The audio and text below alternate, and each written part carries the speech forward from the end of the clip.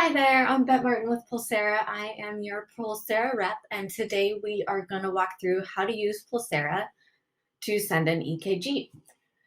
Once you tap on the app on your device, it'll land you on the login screen. You'll type in your username and login.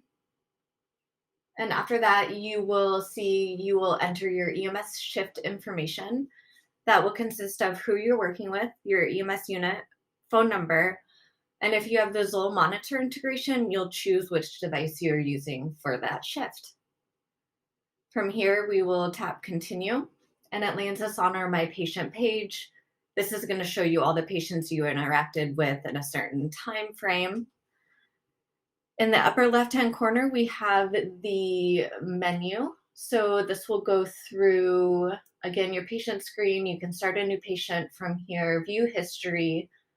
Let's disregard hospital availability and incidents for now. You can update your shift information, log out, settings. You can change account information, alert tones, all sorts of stuff. And then we do have access to our help desk.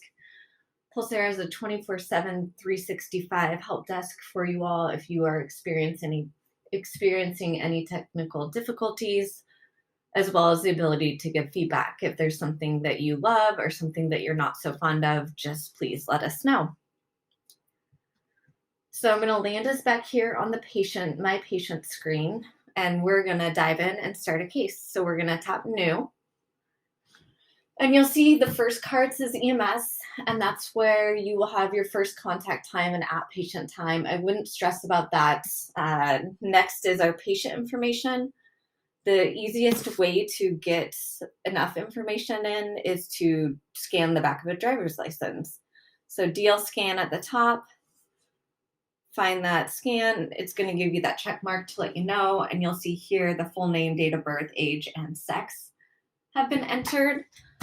From here, we want to attach an EKG to the case. You are able to leave an audio clip, images of anything that you'd like to, from the med list to maybe a pulse form, not mandatory. EKG is our focus. If you have the Zoll monitor integration, again, tap monitor.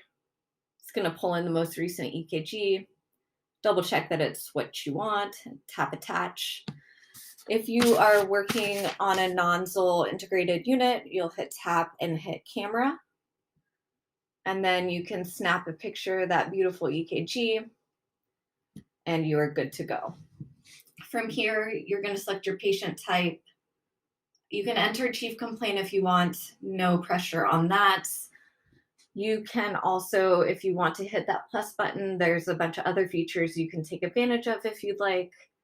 Otherwise, we are going to select our receiving facility and simply tap alert. You'll hear an iPad go off in the background here. That is the ED receiving your patient information. And you will get feedback that they have acknowledged the patient in the form of a tone and a banner.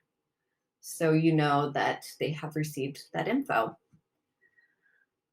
From here, again, we have a bunch of features that we can use, from sending a text message to the team at the hospital.